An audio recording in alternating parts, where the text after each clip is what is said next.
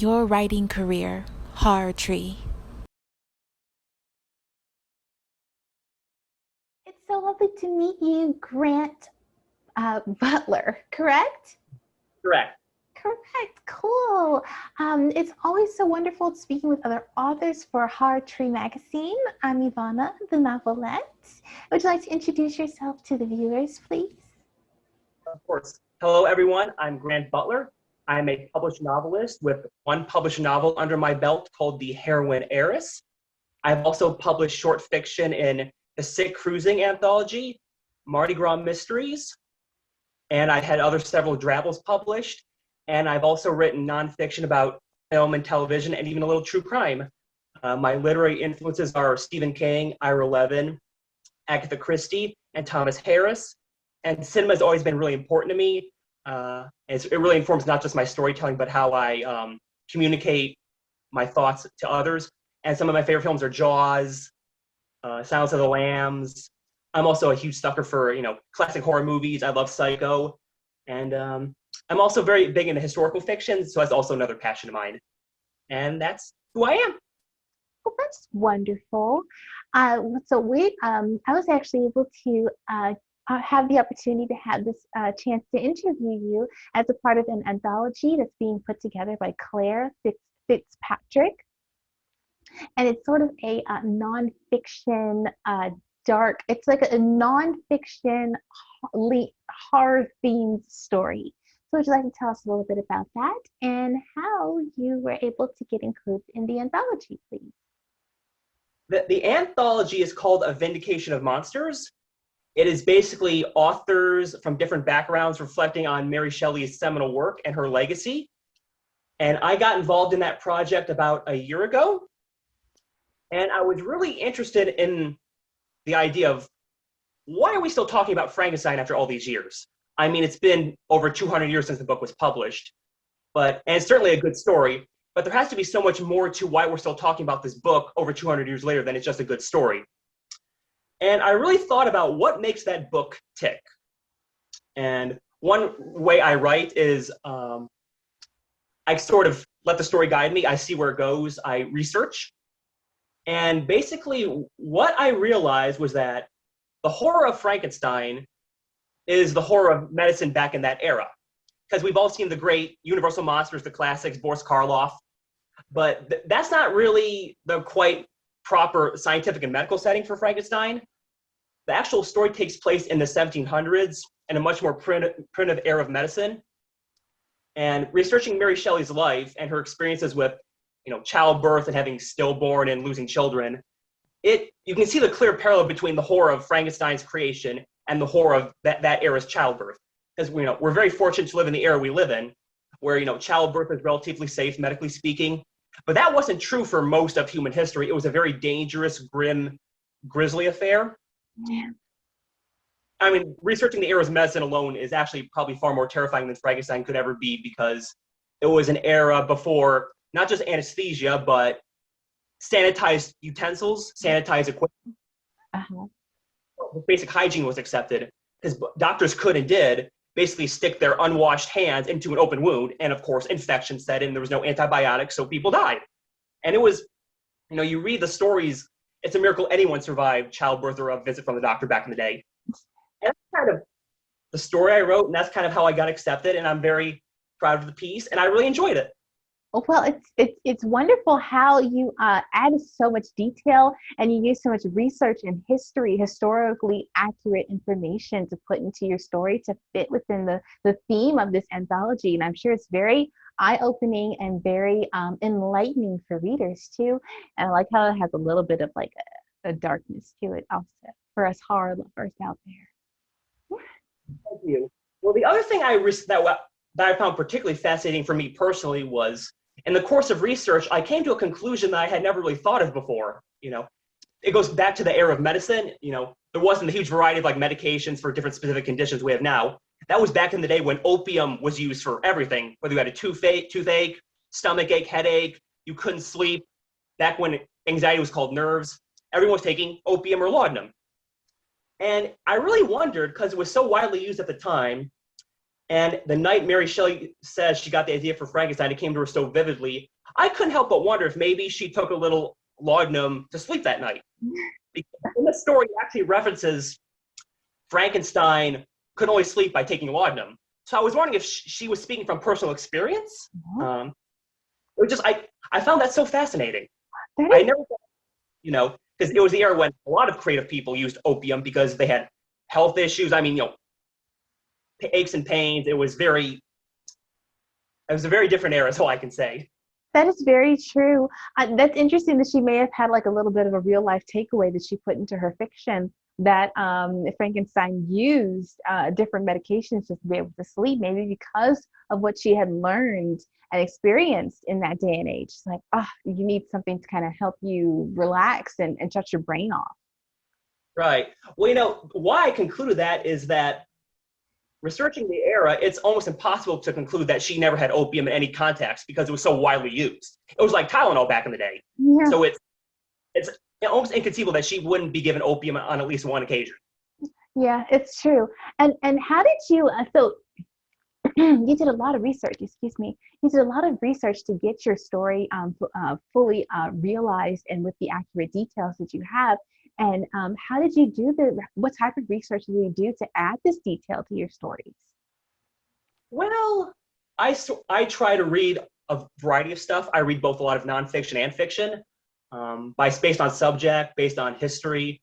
For my novel, The Heroin Heiress, actually a lot of the research I did for that book complimented me and made the research for the Frankenstein piece a lot easier because it's all kind of one specific topic. I always, when I write stories, I definitely try for more human monsters than stuff that lurks in the closet. Mm-hmm. So I read a lot of true crime. I read a lot of story about, organized crime. So that kind of really helped me in this field. I love seeing a lot of human monsters, reading and writing about human monsters myself. That's what I usually gravitate to. I've been a book reviewer and I've done a lot I've organized anthologies myself, all about dark fiction. Not quite nonfiction, but dark fiction. And I actually have a publishing company where one of our authors is another true crime writer. So I'm really excited it's really cool to meet another one. A unique genre. I describe true crime as, it's a very unique genre because it has so many different other genres worked into it. Writing true crime, you really have to explain the crime context and the era it comes in. So you have to do a lot of historical research, psychological research. Yeah. There's definitely the literary aspect. There's a lot of moving parts to it. Yes, and the psychological research, I feel is one of the things that I find most fascinating. I actually have my bachelor's degree is in psychological counseling. So that was just fascinating to me. And now I'm getting my master's in media and arts. So I'm almost done, thank God. Thank you. Thank you. I'm so glad to almost be done, but I feel like definitely being in publishing industry and working with things with books and psychological things and all these dark characters and dark stories, I feel like I'm putting it to use in a really fun way that I'm passionate about. Because I didn't actually study creative writing at school. I studied more about a legal background, and I never thought I would become a novelist. But when I did, I had realized I had done a lot of good training leading up to it about how I research. Because my writing style is that I'm not one of those people who loves to plot. I mean, it's not like I don't know where I'm going when I'm writing, but I'm all about the journey. Because we've all had that experience where, the paper you want to write for school isn't the paper you end up with. And that's the writing journey. Yeah. Try to fight it, but it doesn't work. But I love that experience, that sort of very freeing, you go with the story. And someone actually said to me once, back when I was in college, when I told him about my writing style, he said, you type until you figure out what you're writing about. And there's a lot of truth to that. It's the first draft process. There is. And it's like we tell stories and it's like the characters are the ones telling us the stories. I hear some writers say a lot. Absolutely. I mean, it's been said, some characters, they're the ones telling the story. I'm just writing it down. Yes, exactly. I'm just the vessel for it. So in your personal opinion, what would you say? Nonfiction? Would you read more nonfiction or fiction in your pastime? I would say usually it depends. But when I'm reading fiction or nonfiction, it's a very different experience for me, at least. But usually when I want to relax, I'll go for fiction. Yeah, I love that. I love that a lot. So when did you begin writing horror stories, or in general dark fiction? Like you have been published before, but when did you actually begin, kind of delving into that interest of yours? I started writing dark fiction about 6 years ago. I was always, a 90s kid. I grew up with Goosebumps, Fear Street, all that stuff. So it was always kind of there, but I never really tried my own hand at it until a certain point. And when I did, it just fit. Yeah. It's a lot of things, you gravitate towards what you're interested in. A big thing about writing is you have to be a good reader. And a good rule of thumb is if you want to write, you should write the story you want to read. Yes, exactly. That's so cool. That's a wonderful piece of advice. So would you say coffee or tea? Although I am partial to a little coffee every now and then. But weirdly enough, I love coffee desserts, like I love coffee ice cream. Oh, yes. I love coffee. I drink it every day, usually espresso, and an Americano, usually in the middle of the day. For some reason, it doesn't keep me up at night. I can drink about 5 cups throughout the day and not have any issues until I start having palpitations. Then I stop. Well, that's good. Yeah. My was like that. He Yeah. drank coffee, and it actually was not only did it not keep him up, he couldn't sleep unless he had his coffee. Who did? Your My great grandpa. Oh, really? So it's kind of like it was an essential part of the day. Right. Well, and that was back in the day before Starbucks. That was when coffee was coffee. Yeah, that's true. Just regular black coffee, he did? Yeah, with a little creamer, just no frills. That was, back in the day, you had regular and you had decaf. That's true. I like the frills now myself. But I do love sometimes with my Americano, just a little cream and sugar. It's perfect. I feel you. So, what do you hope is the takeaway that your readers have of your work and your books? Well, my primary goal, first and foremost, is that they enjoy the reading, they have a good time reading it. I really do believe, the most important responsibility you have as an author is to tell a good story. True. I really want my readers to be entertained, engaged, and come away with the sense that they read something good, substantial, that, maybe broaden their horizons, maybe think in a little bit of a different way, and just try to brighten their day a little bit. Because we need that now more than ever. Yes, and as just hearing about your stories, I feel like there's going to be enjoyment, but then there's also going to be a takeaway of something that teaches us something, which is also really cool too. Well, thank you. That's what I try for. I've really said, as a rule of thumb for authors, it's better for a reader to hate something than be bored. The worst sin any storyteller can commit is boring the audience. That's so true. That's so true.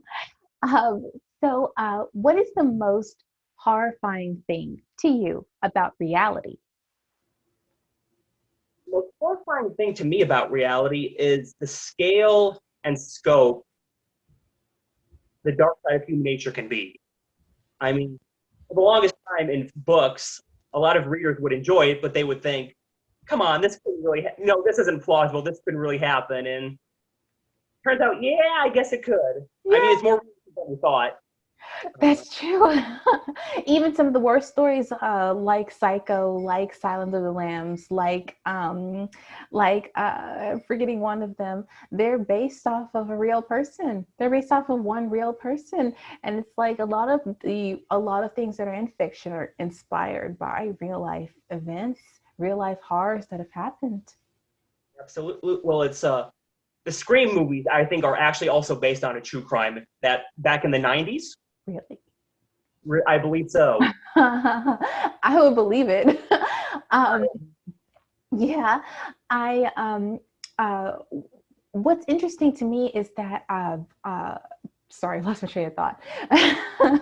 What's interesting to me is that a lot of times in horror stories and in dark fiction, I feel like sometimes they capture the essence of the horrors of reality in a more poetic way, even in monster fiction, like with Frankenstein, for example. I feel like they're almost like symbolic. they use the fictional element, the fantasy element in horror to kind of capture something that speaks to the society that the horror is coming out of. It speaks to the reality that the humans are facing kind of in the present day, or something that they've had to face in history. And it kind of captures it in a way that's poetic, in a way that's symbolic, and kind of like it dives deeper into it in a way that's imaginative. Oh, I agree. There's definitely a lot of, one of the elements of writing dark fiction is it represents something different to every single person. Who, whether it's a movie, a book, every single person is going to have a different experience and different takeaway from it. And there's a lot of, the audience can relate to the circumstance in a different way. I'll tell you what, for a research thing one time for a story I wrote, I was really fascinated with trying to understand the fear of clowns. And now I'm not afraid of clowns, so I had to really kind of, okay, what is it about clowns that unsettles people? And what I came up with is there are layers to it. It's a lot of fear is about context. If you see a clown at a circus or a birthday party, you're not going to think much of it. Yeah. But if you up at your house at like 3 a.m, that's a very different story. So it's all about clowns can hurt people because unless there's a very narrow set of circumstances, there's no logical reason for someone in a clown to show up at your house. Yeah. It's a lot like, someone showing up outside your house wearing a ski mask in the middle of summer. There's no logical reason for them to be wearing a ski mask. And the other part of it is you might not be afraid of clowns, but I've never met anyone who actually says, oh, I like clowns. So that was a kind of interesting thought to me. It's very John Wayne Gacy. Right. A clown suit is, by default, a disguise. So if you're seeing someone in a clown suit, you're not seeing what they really look like. It's a disguise. Yes, and then it's like, did you see that documentary that they were trying to say that the clowns, there were killer clowns like hiding under people's beds. There's all this found footage of clowns appearing in people's houses. I'm not sure if I saw that, but when the clown thing was happening, I remember that very well. Yes, and people were thinking it was real. It was almost like they didn't know that it was fake at the time. Right. It was styled as a documentary, so it became even more scary. You try to pull a prank on someone dressed like a clown, in this day and age, you have no idea how they're going to react. So if they react badly, it could go very bad for you. Yeah, that's true. That's very true. So what does no telling what they're going to do. Yes, that's right. It's unpredictable moments, circumstances. So what does the act of writing itself mean to you? The act of writing is how I organize my thoughts and how I come to a conclusion about what I think about something. Because a good rule of thumb for me is if I want to figure out what I think about something, I write it down. It's like how I argue with myself, how I come to a conclusion. Like, I recently wrote something about the new Scream movie that came out this January, and I really had to think about what makes the Scream franchise so unique. And the conclusion I came to is that it's all about the audience. What makes it unique is the movie for horror fans, by horror fans. Michael Myers, it was breaking up just a bit. Didn't hear that last part. Okay. It's about the horror film audience. Scream is made for horror fans, by horror. And it's very different from Halloween, where Michael Myers kills someone on Halloween because that's his niche. The Scream killer is all about the audience and movies. So that's really what separates Scream from like that or Friday the 13th, where Jason kills someone at the summer camp because that's kind of his lore. Scream is all about the lore of cinema. And if you look at the Scream movies, they all have a portion of the cinema experience in it. Like in the first one, Randy works at a video store and a scene takes place at a video store. Scream 2, it opens at a movie theater during a premiere. Scream 3, which is all about on a film set. So it's kind of every aspect is represented somewhere in the franchise. I like that. That's very insightful and very revealing to me. It's like, yeah, they have all these different styles because they all have a different delivery of the horror genre. I like that. And the other aspect that came up was that, it also shows how cinema changes over time. Because, when the first Scream came out, there was no such thing as streaming. That was when video stores were the thing. And I kind of researched, what was going on in cinema when the last Scream movie came out in 2011. In 2011, that was when Blockbuster was still around. Now Blockbuster is that one last store, and everything else is streaming, Netflix. I mean, it's a very different cinema experience. Yeah. Yeah. I feel like with streaming now, I feel like the theater and the blockbuster hit, like literally like what makes a blockbuster hit in the theaters, I feel like that's forever going to be different now. I don't think it's ever going to go back to the way it used to be. There was a lot of truth to that.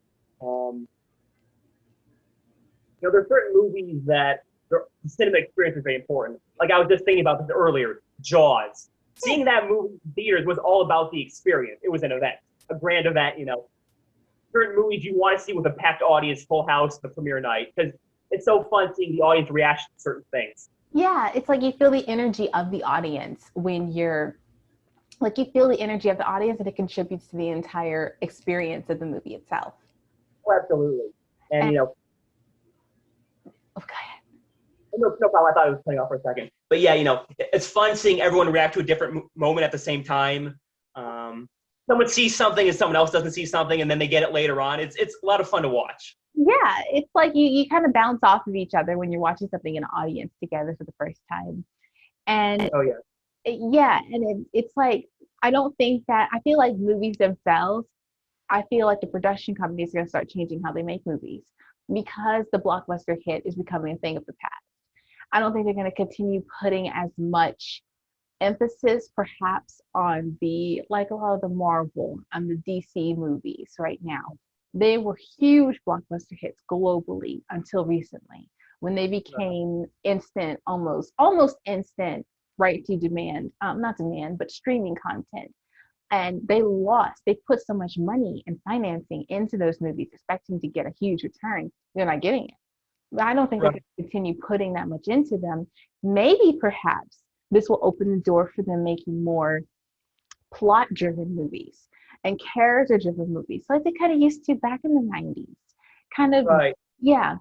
I think that they're going to draw people in with the story more now instead of like the visuals, the action, the almost the shallow things. I think they're going to have to go deeper now again.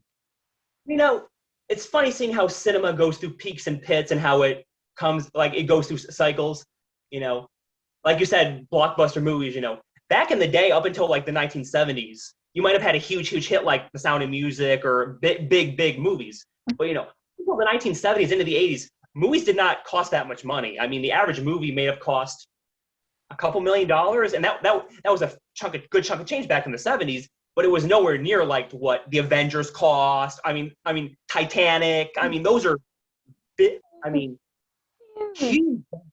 mean, seeing the budgets for some of these movies and seeing all the people who work on them, those are basically like small companies, the amount of work that goes in it. Yes. Yeah.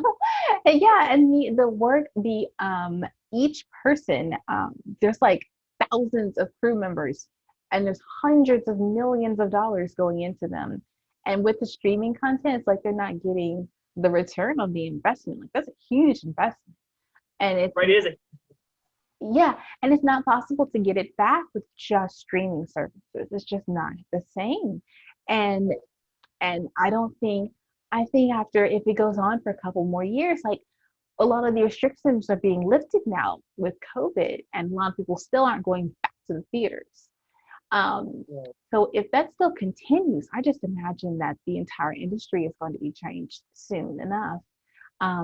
Hopefully too, because a lot of times, like a lot of people in the industry, between the publishing industry and the film industry, find that the movie, the film, the cinema culture is not tapping into what the viewers actually want, with like deeper content and more content that's like more what we had in the 90s, like the Scream and the Michael Myers, the Halloween series and all of that. It's like more people wanted that instead of the like Avengers and the DC and the Marvels and things like that. And I feel like they're going to probably have to gravitate back to what the audience wants some more. It'll be interesting to see what does happen, but I do know what you're saying is cinema's. I remember, being a 90s kid, I remember when Lord of the Rings came out back in the early 2000s, and about 10 years later, what came out made pretty much changed television in a lot of ways was Game of Thrones. Because, I've had this discussion with people. One thing that has really changed cinema is how television has changed so drastically. TV, for the longest time, up until last 20 years or so, TV was TV and movies were movies. And not to say TV wasn't good and didn't have great content, but it was very different style of content from what you saw at the movies. Yeah. The one show that changed what TV could show and the kind of drama and kind of caliber of stories it could tell was The Sopranos. Yeah. Yes. Of course, everyone knows Breaking Bad, but you wouldn't have seen a show like Game of Thrones or Breaking Bad on in TV in the 70s, 80s, or not, especially the 90s. No. TV was, great sitcoms, great comedy shows, but not the kind of hard-hitting, what I will call cinematic-worthy entertainment, like very complex anti-heroes, content that really pushes the envelope. Like I said, Game of Thrones very much pushed the envelope of what was quote-unquote acceptable TV content. It's just fascinating to see how the medium has changed so much. It is fascinating. It's very fascinating. So what stories do you have on the back burner that are just waiting to be written that we can look forward to? Well, I've actually been working on the sequel to actually, no, that's not true. I'm working on another book set in the same universe as my novel, The Heroin Heiress. It's not a sequel. Mm-hmm. It's set in the universe, but has a completely new set of characters, new plot, and it's very different. And I'm really enjoying it so far. What's that? A spinoff. A spinoff. Well, spinoff. It's in the same universe, but it's a totally different style of story. And I'm really having fun with it. I bet you are. When can we expect that, or is it still in being written? It's very much in process. It's still being written. I'm slowly chugging along, getting more of it done, but it's slowly taking shape. Well, that's good. Congratulations. I always celebrate works in progress. Well, we have to, because the writing is all about the process, the journey. Yes, that's true. That's very true. I've been working in the publishing industry for quite a couple of years now, and I've been enjoying the process. The whole thing has been such an experience, meeting so many amazing people, being able to do interviews for HorrorTree magazine like this one, and even organizing anthologies and helping other authors get their work out there. So it's just all been a wonderful experience. The publishing industry has just been really exciting and lovely place to experience. And I look forward to seeing more of your work, and we look forward to seeing more of your work, and also seeing the anthology come out too by Miss Fitzpatrick. So where can we find more about you and your future projects? You can follow me on Twitter. I'm at The Grant Butler. And you can also find me on Amazon. You can find my works there. But yes, stay tuned and I'll keep telling stories. Thank you so much for joining us today, and have lots and lots of tea to celebrate your work in progress and the release of this anthology too. We'll have a release date soon enough, I hear, and we all look forward to it. Thank you so much for having me, Ivana. And this was a pleasure. And best of luck to you in your endeavors. I look forward to seeing more of your work. Thank you so much.